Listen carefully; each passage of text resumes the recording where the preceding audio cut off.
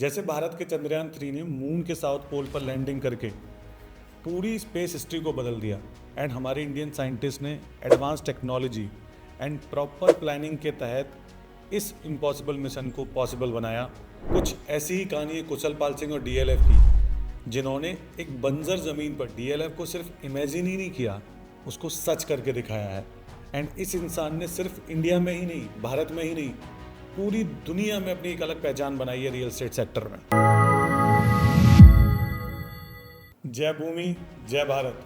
Welcome to real estate to Z channel. दोस्तों, आज हम बात करने वाले हैं एक ऐसे इंसान की जिसको हम the DLF man of India के नाम से भी जानते हैं। जी हाँ, मैं बात कर रहा हूँ केपी सिंह की, जिनका पूरा नाम कुशल पाल सिंह है, द मैन बिहाइंड गुड़गांव, जिन्होंने यूपी के बुलंदशहर से इंग्लैंड तक की नहीं वर्ल्ड वाइड अपनी पहचान बना ली। और ये बात तो श्योर है, डीएलएफ ने ही गुड़गांव को बनाया है और गुड़गांव ने ही डीएलएफ को भी। As a real estate educator मेरे पास ऐसे बहुत से क्वेश्चंस आते हैं कि नोएडा में गुड़गांव जैसी फैसिलिटीज़ एंड डेवलपमेंट क्यों नहीं है। और मैं ये सोचता हूँ कि ये वीडियो आपको मजबूर कर देगा ये सोचने पर कि आखिर क्यों इन्हें आज दुनिया द मैन बिहाइंड गुड़गांव कहती है। तो चलिए बात करते हैं केपी सिंह के जीवन और उनकी उन ऊंचाइयों की जिसे उन्होंने अपनी मेहनत, लगन और काबिलियत साबित किया है। यूपी के एक छोटे से गाँव खंडेरा, जो कि बुलंदशहर में है, वहाँ से लेकर देश विदेश तक अपनी पहचान बनाना, इंडियन आर्मी को ज्वाइन करने से लेकर बिलियनियर बनना, वो है केपी सिंह, जिनकी ज़िंदगी बिल्कुल भी आसान नहीं थी। और आज हर रियल एस्टेट डेवलपर के लिए केपी सिंह इंस्पिरेशन है, जो अपने आप में एक बड़ी जीत है। अगर मैं आपको बता दूं तो एक समय पर डीएलएफ कंपनी की वर्थ 26 लाख रुपए थी और अब इसकी मार्केट कैप है 2.10 ट्रिलियन रुपीस। केपी सिंह एक मिडिल क्लास फैमिली से बिलोंग करते थे। फादर चौधरी मुख्तार सिंह एक पेशे से वकील थे और उनकी पत्नी एंड केपी सिंह की माँ राम प्यारी देवी जी थी। केपी सिंह की autobiography what ever the odds से पता चलता है केपी सिंह के 2 डेट ऑफ बर्थ हैं। हॉरोस्कोप की माने तो एक 19 नवंबर 1929 और म्युनिसिपल रिकॉर्ड्स की माने तो दूसरी डेट है 15 अगस्त 1931। लेकिन वो अपना बर्थडे 19 नवंबर को ही सेलिब्रेट करते हैं। अब बात कर लेते हैं केपी सिंह की एजुकेशन एंड अर्ली लाइफ की। जब हम केपी सिंह की एजुकेशन लाइफ को देखते हैं तो केपी सिंह की शुरुआती स्कूलिंग लोकल मदरसे से हुई है। फिर 1939 में इनका एडमिशन इंडिया की largest non governmental education society Dayanand Anglo वैदिक स्कूल सिस्टम में हुआ, जिसे हम डीएवी के नाम से भी जानते हैं। केपी सिंह का कभी क्लासरूम या बुक्स में इंटरेस्ट नहीं था, बट केपी सिंह ने अपने पिताजी का स्पोर्ट्स खेलने का सपने को इनहेरिट किया। स्कूलिंग खत्म करने के बाद जुलाई 1945 में केपी सिंह ने मेरठ में कॉलेज ज्वाइन किया, जहां इन्होंने साइंस ऑप्शन चूज़ किया। कॉलेज ज्वाइन किए कुछ समय ही गुजरा था कि उनकी करीबी दोस्त भोपाल सिंह ने बताया कि उनका selection ground engineering course eight air service training facility में हो गया है, जो इंग्लैंड में है। भोपाल सिंह केपी सिंह के एक ऐसे दोस्त थे जिन्होंने केपी सिंह को बिना बताए उनका एप्लीकेशन फॉर्म इंग्लैंड भिजवा दिया, जहां से केपी सिंह की ज़िंदगी एक रोमांचक मोड़ लेती है। इतना ही नहीं, केपी सिंह विदेश में पढ़ने जाने की बात सुनकर बहुत ज़्यादा खुश थे, लेकिन विदेश जाकर पढ़ने का सपना उनके लिए आसान नहीं था। हालांकि वो मिडिल क्लास फैमिली से थे, लेकिन उनके पिताजी ने पैसों का इंतजाम किया और केपी सिंह को आगे की पढ़ाई के लिए इंग्लैंड भेज दिया। विदेश में पढ़ाई ने उनके विचार और दृष्टिकोण को विस्तार दिया। उन्होंने न सिर्फ किताबों से सीखा, बल्कि विदेशी संस्कृतियों को भी अपनाया।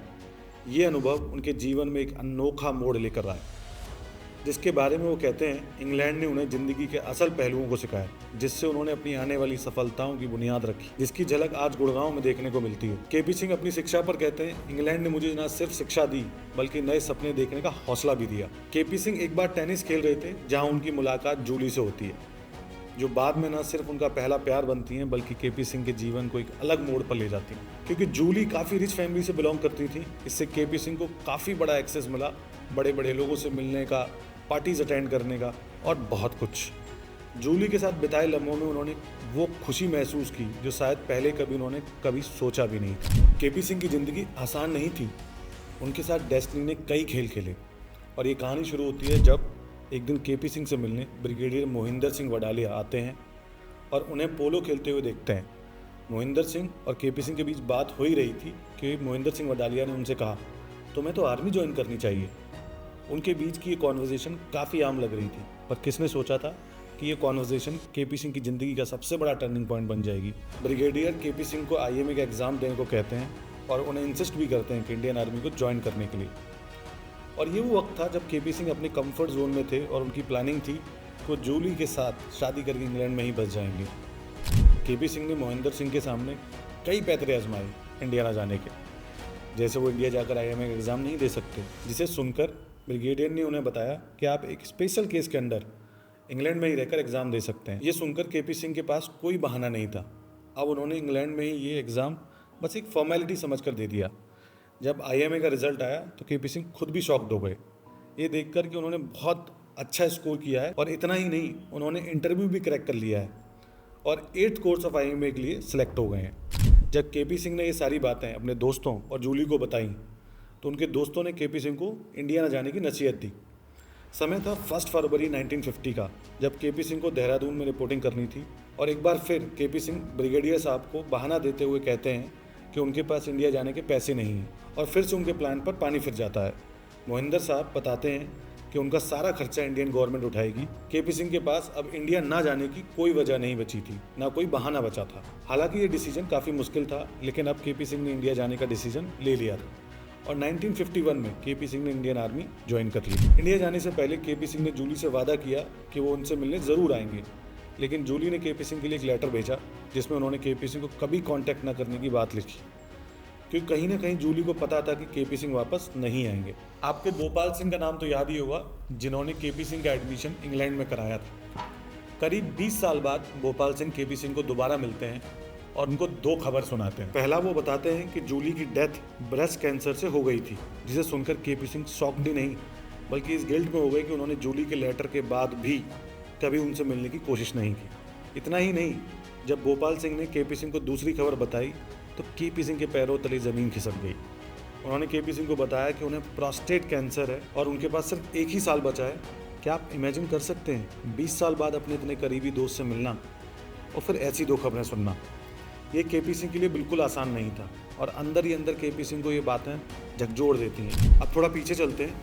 केपी सिंह की उम्र 23 साल की थी जब उनके senior commanding officer lieutenant colonel Shivdev Singh Kadam Singh और केपी सिंह के अंकल सुरेंद्र सिंह इनकी लाइफ के मैच मेकर बन गए। पहले के समय में 23 साल की उम्र शादी के लिए काफ़ी अच्छी मानी जाती थी। मैं आपको बता दूं, 1953 में पहले केपी सिंह इंडियन आर्मी में कमीशन ऑफिसर थे। उन्होंने मिलिट्री बाद में ज्वाइन की। ये वो वक्त था जब KP Singh as an Indian army काफ़ी अच्छा कर रहे थे। केपी सिंह को लेफ्टिनेंट कर्नल राघवेंद्र चौधरी चरण सिंह की बेटी इंदिरा सिंह से मिलवाया गया, और 1960 में केपी सिंह और इंदिरा सिंह के बीच बहुत अच्छा रिलेशन और अंडरस्टैंडिंग होने के साथ केपी सिंह की शादी इंदिरा सिंह से हो गई। और आज केपी सिंह के परिवार में केपी सिंह की 2 बेटियां हैं, जिनका नाम पिया सिंह और रेणुका तलवार है। उनके बेटे राजीव सिंह हैं, जो आज DLF के चेयरमैन हैं। 1960 में केपी सिंह को एक बड़े फैसले का सामना करना पड़ा, जब उन्होंने अपने father in law Chaudhary Raghavendra Singh के कहने पर Delhi land finance DLF join किया। चौधरी राघवेंद्र सिंह के पास अपना कोई बेटा नहीं था, और उन्होंने केपी सिंह के बिजनेस में शामिल करने का फैसला किया। आर्मी छोड़ना केपी सिंह के लिए आसान नहीं था, क्योंकि गवर्नमेंट ने उनकी ट्रेनिंग और डेवलपमेंट पर काफ़ी रिसोर्सेज खर्च किए थे। इसी के साथ उनका स्कोर कार्ड भी बहुत अच्छा था, जिससे केपी सिंह का रिजाइन करना अपने आप में एक बहुत बड़ा मुद्दा था। केपी सिंह का रेजिग्नेशन लेटर उस टाइम के defence minister VK Krishnan Menon के अप्रूवल के लिए भेजना जरूरी था, जो कि एक कॉम्प्लेक्स और चैलेंजिंग प्रोसेस था, क्योंकि केपी सिंह काफ़ी अच्छे आर्मी पोस्ट को कैरी करने वाले पर्सन थे। इस प्रोसेस में काफ़ी प्रपोजल्स रिजेक्ट हुए, लेकिन जनरल स्टाफ के chief lieutenant general BM call उन्होंने एक प्रपोजल को मंजूरी दी। आखिरकार 8 साल आर्मी में सेवा देने के बाद 1961 में केपी सिंह ने अपने फादर इन लॉ का बिजनेस DLF ज्वाइन करने का फैसला किया, और यहीं से उनके एक नए सफ़र की शुरुआत होती है। चलिए अब बात करते हैं केपी सिंह ने कैसे एक आर्मी ऑफिसर से सीधा एक बिजनेसमैन बनने के सफ़र की शुरुआत की, और हम इस बारे में भी बात करेंगे कि एक ऐसा प्रोफेशन चूज़ करना उनके लिए कितना चैलेंजिंग था, और केपी सिंह की ऐसी कौन सी कहानियाँ हैं जिनसे हम इंस्पिरेशन ले सकते हैं। कहानी 1950 की, जब राघवेंद्र सिंह ने एकर्स ऑफ लैंड एक्वायर करना शुरू किया। 1950 से 1964 के बीच DLF ने 22 अर्बन कॉलोनीज़ को डेवलप किया, जिसमें Rajouri garden, Punjabi Bagh, Etah Kailash, Kailash colony and model town जैसी कॉलोनी शामिल हैं। लेकिन ये इजी बिल्कुल भी नहीं था। 1957 में दिल्ली गवर्नमेंट ने अनाउंस किया DTA का गठन, जिसका मतलब था दिल्ली डेवलपमेंट अथॉरिटी, जिसके अंडर रेगुलेशंस आए कि कोई भी प्राइवेट डेवलपर दिल्ली में लैंड एक्वायर नहीं कर सकता। लेकिन तब तक DLF काफ़ी लैंड एक्वायर कर चुका था। चौधरी राघवेंद्र सिंह काफ़ी अच्छे इंसान थे, और उन्हें लोग मैन ऑफ कल्चर भी कहते थे। ये इसलिए क्योंकि उन्हें इलीगल काम बिल्कुल भी पसंद नहीं थे, और केपी सिंह ने राघवेंद्र सिंह से काफ़ी कुछ सीखा। चौधरी साहब का विज़न बहुत क्लियर था, बिजनेस को और भी ज़्यादा डाइवर्सिफाई करना और अपने इसी प्लानिंग को पूरा करने के लिए जुलाई 1963 में prominent American company American universal electric India limited के साथ टाई अप करके उन्होंने मोटर्स की मैन्युफैक्चरिंग शुरू कर दी, जिसकी फैक्ट्री लगाई गई फरीदाबाद में। इस जर्नी में केपी सिंह ने American entrepreneur George Warren hoodie से काफ़ी कुछ सीखा। वॉरेन हुडी भी इंडिया में एक मैन्युफैक्चरिंग यूनिट बनाना चाहते थे। इसी के साथ दोनों ने मिलकर एक सक्सेसफुल बिजनेस मॉडल डेवलप किया। ये पार्टनरशिप न केवल बिजनेस को आगे बढ़ाने में मददगार साबित हुई, बल्कि इन दोनों को एक दूसरे से बहुत कुछ सीखने को मिला।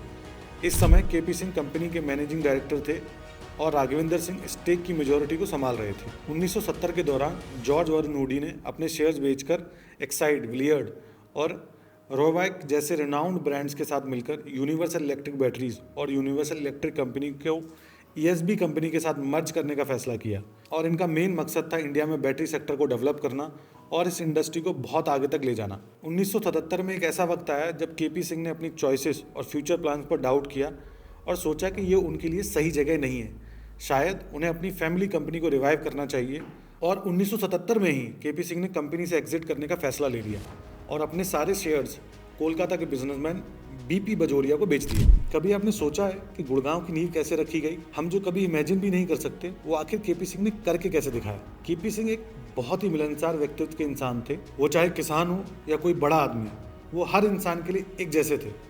उनका व्यवहार काफ़ी अच्छा था। एक दिन दोपहर के समय केपी सिंह किसानों के साथ बातचीत कर रहे थे, तभी एक जीप उनके सामने आकर रुकती है। उस जीप वाले शख्स ने केपी सिंह से पानी मांगा। असल में उनकी जीप का इंजन काफ़ी गर्म हो गया था। वो शख्स कोई और नहीं, राजीव गांधी थे। उन्होंने केपी सिंह से पूछा कि वो इतनी धूप में क्या कर रहे हैं। केपी सिंह ने उन्हें बताया कि वो एक रियल एस्टेट बिजनेस में हैं और उनका सपना है गुड़गांव में शानदार बिल्डिंग्स और टाउनशिप्स बनाना। राजीव गांधी को केपी सिंह की ये बात बहुत अच्छी लगी और उन्होंने केपी सिंह को एक मीटिंग के लिए बुलाया। केपी सिंह ने मीटिंग की पूरी तैयारी की और इस मीटिंग के जरिए गुड़गांव का फ्यूचर बदलने का एक रास्ता मिल गया। इसे पता था यहाँ से गुड़गांव का सारा नक्शा ही बदल जाएगा। आज गुड़गांव जो भी है उसकी नींव इसी मीटिंग ने रखी थी, जो अपने आप में एक बहुत बड़ी बात। जहाँ डीएलएफ काफ़ी ज़्यादा आगे बढ़ रहा था और लैंड्स एक्वायर कर रहा था, वहीं एक टाइम ऐसा भी आया जब केपी सिंह और डीएलएफ को बर्बाद होने में कोई कसर नहीं बची थी। कहानी में आते हैं डिफेंस मिनिस्टर और जल्दी बनने वाले हरियाणा के सीएम और एक ऐसे शख्स जिसके साथ एक समय पर केपी सिंह के बहुत अच्छा बॉन्ड था। उनका नाम था बंसी लाल, जो 3 बार हरियाणा के सीएम रह चुके भजन लाल के ओपोनेंट थे। साल था 1979 का, जब डीएलएफ गुड़गांव में रेजिडेंशियल कॉलोनीज बनाने के सपने को सच करने के लिए लैंड एक्विजिशन शुरू करता है। जैसा कि हम जानते हैं, किसानों को अपनी ज़मीन से बहुत लगाव होता है और वो अपनी ज़मीन को किसी भी कीमत पर देना नहीं चाहते। वहीं केपी सिंह ने अपनी लगन और समझदारी से काम लिया और 700 परिवारों को मनाकर उनकी ज़मीन एक्वायर कर ली। और डीएलएफ ने अपनी पहली ज़मीन खरीदी चकरपुर में किसान द्वारा, जिसका नाम था सूरजबन। एक दिन केपी सिंह ने किसानों को अपनी सारी बातें बताई कि वो कैसे इस बंजर ज़मीन को डीएलएफ में बदलना चाहते हैं। वहीं डीएलएफ काफ़ी तेज़ी से लैंड एक्वायर कर रहा था, पर उनके पास किसानों को देने के लिए फंड्स नहीं थे। तब राघवेंद्र सिंह ने किसानों से ये प्रस्ताव रखा कि वो अपनी ज़मीन डीएलएफ को उधार पर दें और जो 90% पैसा उन्हें मिल रहा है उसे फिर से डीएलएफ में इन्वेस्ट करें। किसानों को ये बात काफ़ी अजीब लगी, लेकिन राघवेंद्र जी ने उन्हें विश्वास दिलाया कि जब डीएलएफ प्रॉफिटेबल होगा तो उन्हें उनके पैसे वापस मिल जाएंगे। कुछ समय बाद हर महीने की 1 और 6 तारीख के बीच एक जीप गांव में आती थी और सब किसानों को कैश एनवलप्स बांटकर उनके भरोसे को मजबूत करती थी। डीएलएफ के एक नए सफर का पहला पड़ाव शुरू हुआ 20 अप्रैल 1981 को, जब डीएलएफ को अपना पहला लाइसेंस मिला, जिसमें उन्हें 40 एकड़ की अर्बन लैंड को डेवलप करने की परमिशन मिली। केपी सिंह के दिमाग में तभी से एक बड़ा सपना था, एक high rise group housing project शुरू करने का। इस सपने को सिल्वर ओक्स नाम दिया गया और ये प्रोजेक्ट फेज 1 के 11 एकड़ में फैला था। 1982 में केपी सिंह ने गुड़गांव के कुत्ते एन्क्लेव में एक अलग एलीट रेजिडेंशियल एरिया को डेवलप करने का फैसला किया, जो आज डीएलएफ सिटी के नाम से प्रसिद्ध है। सबसे खास बात यह थी कि बिना किसी पब्लिसिटी के 1983 के अंत तक केपी सिंह ने 556 एकड़ जमीन डेवलप करने का लाइसेंस भी हासिल कर लिया था और अब डीएलएफ अपने जबरदस्त मोड़ पर था। डीएलएफ ऊंचाइयों को छू रहा था, जो बंसी लाल की आंखों में चुभने लगा। डीएलएफ को 5 नवंबर 1986 को एक बहुत बड़ा झटका लगा, जब उनके सभी लाइसेंस कैंसिल कर दिए गए। और इसी साल हरियाणा सरकार ने एक न्यूज़पेपर में एडवर्टीजमेंट छापा, जिसमें लोगों को ये चेतावनी दी गई कि डीएलएफ को आगे कोई भी पेमेंट ना करें। ये न्यूज़ कोई आम न्यूज़ नहीं थी। इस न्यूज़ को सुनकर देश विदेश के हजारों क्लाइंट्स पैनिक कर गए।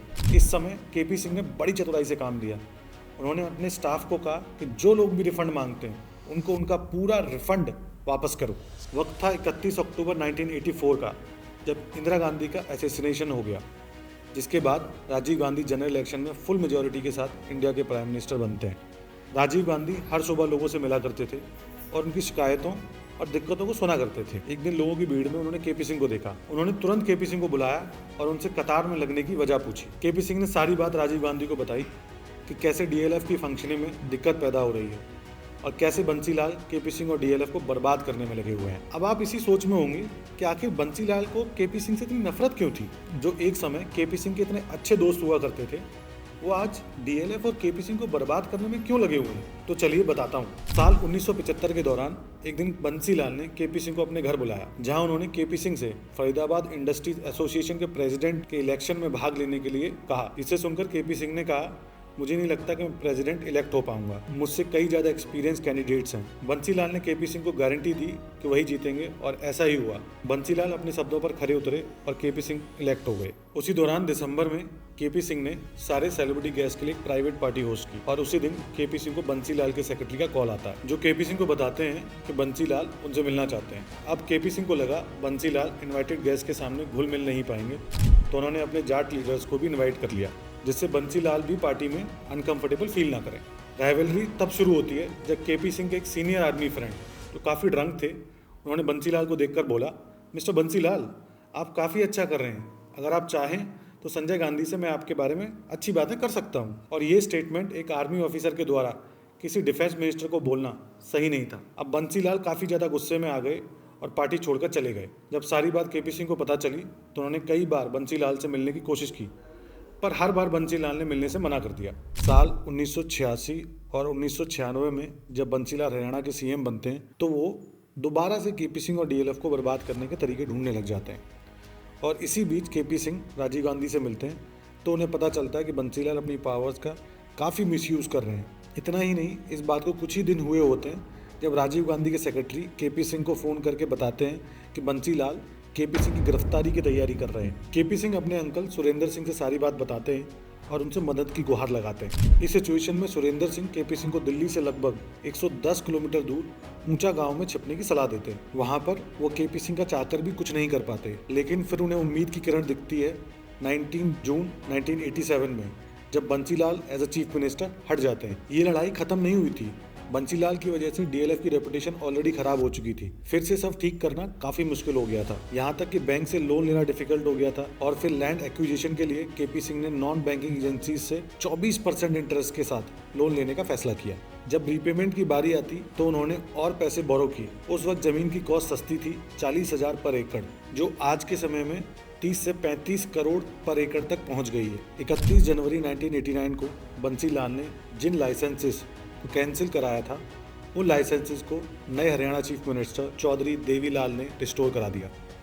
देवीलाल के आने से कंपनी और केपी सिंह दोनों के लिए सिचुएशन ठीक होने लगी और देवीलाल के लीडरशिप में बिजनेस को एक नई उम्मीद मिली। केपी सिंह को एक बार फिर से स्टेबिलिटी का एहसास हुआ ही था कि इन खुशियों के बीच एक और घटना घटती है जो किसी ने कभी नहीं सोची थी। 21 मई 1991 तमिलनाडु में राजीव गांधी को एक सुसाइड बॉम्बर के द्वारा एसेसिनेट कर दिया गया।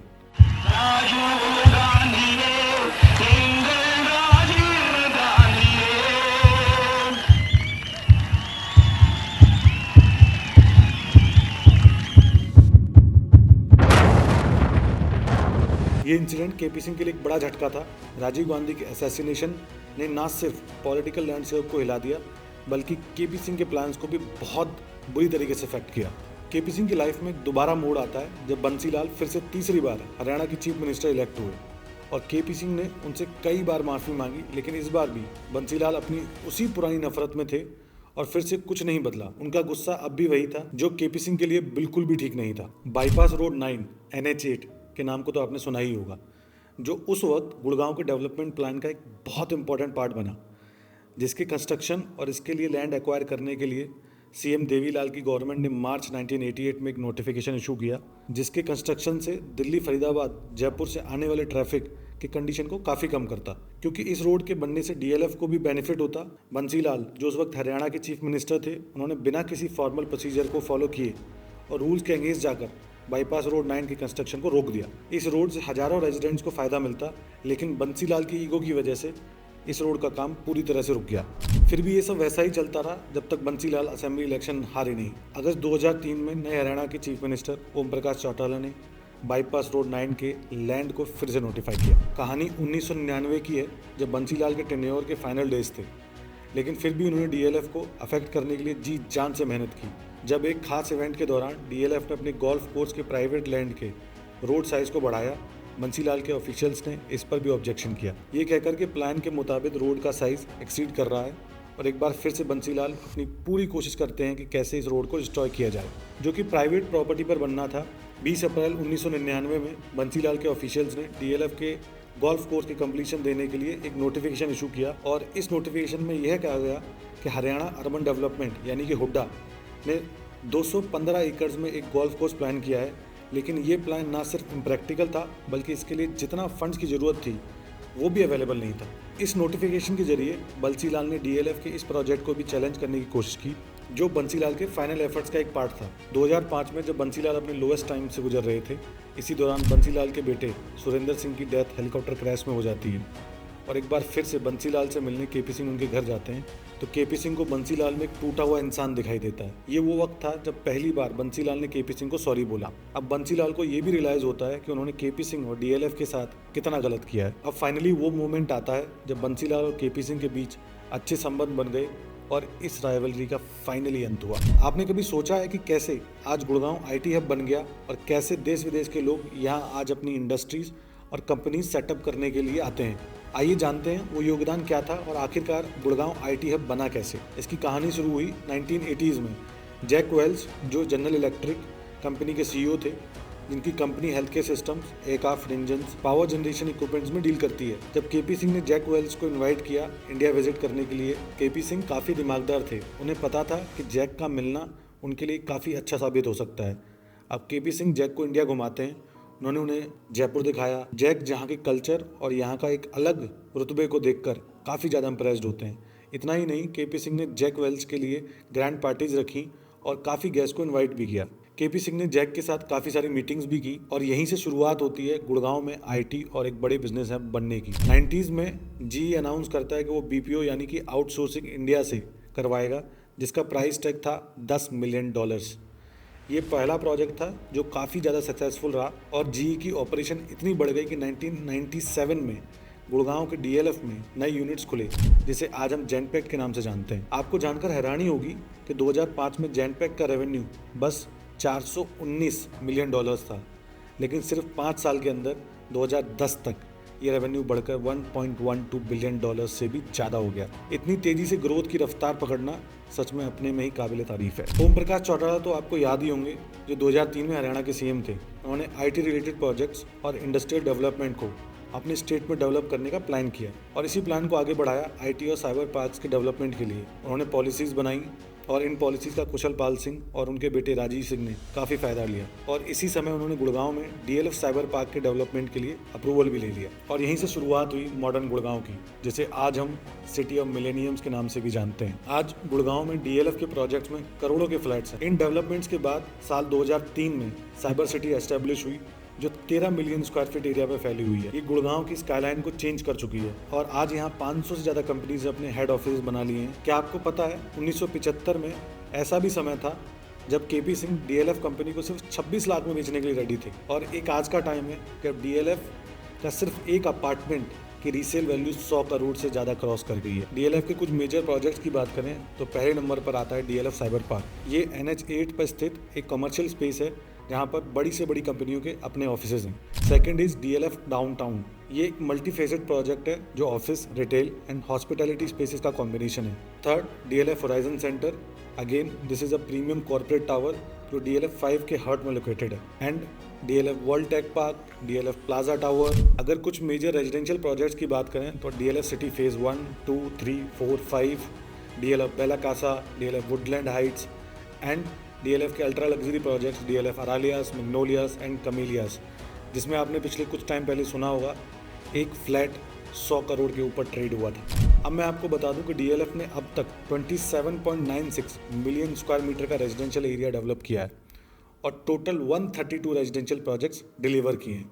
31 मार्च 2010 में केपी सिंह को प्रतिभा देवी सिंह पाटिल, जो हमारी उस टाइम की प्रेसिडेंट थी, ने पद्म भूषण से सम्मानित किया और लगभग 50 साल से ज़्यादा समय तक डीएलएफ के चेयरमैन रहने के बाद जून 2020 में केपी सिंह ने इस पद से रिटायरमेंट ले ली और अब उनके बेटे राजीव सिंह इस जिम्मेदारी को निभाते हुए चेयरमैन का दामोदार संभाल रहे हैं। सब कुछ अच्छा ही चल रहा था कि इंदिरा सिंह की 2018 में कैंसर से डेथ हो गई।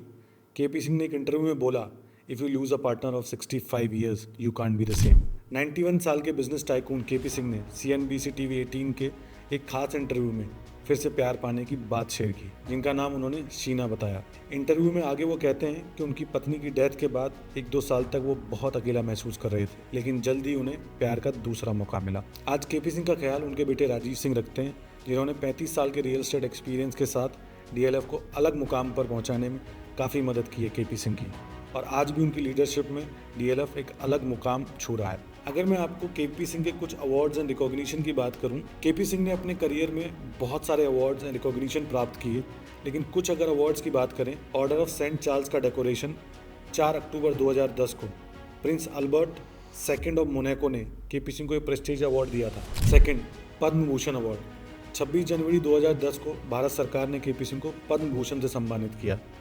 ये भारत का हाईएस्ट सिविलियन अवार्ड में से एक है। थर्ड, फोर्ब्स मैगजीन से रिकॉग्निशन 24 मार्च 2008 को। सन 2000 में भारत सरकार ने केपी सिंह को सम्मान पत्र अवार्ड से सम्मानित किया। फिफ्थ, दिल्ली रत्न अवार्ड, जो उन्हें दिल्ली सरकार ने दिया। सिक्स्थ, NDTV का स्पेशल अवार्ड 17 जनवरी 2008 को NDTV ने केपी सिंह को दिया। सेवेंथ, 2011 में entrepreneur of the year award. KP Singh के साथ इससे बढ़कर और भी बहुत सारे अचीवमेंट्स एंड अवार्ड जुड़े हुए हैं, जो आज उनकी कामयाबी और रियल एस्टेट में उनकी महानता दिखाते हैं। केपी सिंह की कहानी सपने से निकलकर सफलता की बुलंदियों तक पहुंचने की कहानी है।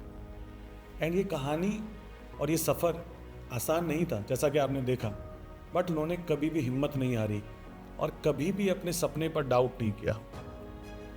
एक मिडिल क्लास फैमिली से निकल के आज इंडिया के टॉप रियल एस्टेट डेवलपर बनना, ये कोई छोटी बात नहीं है।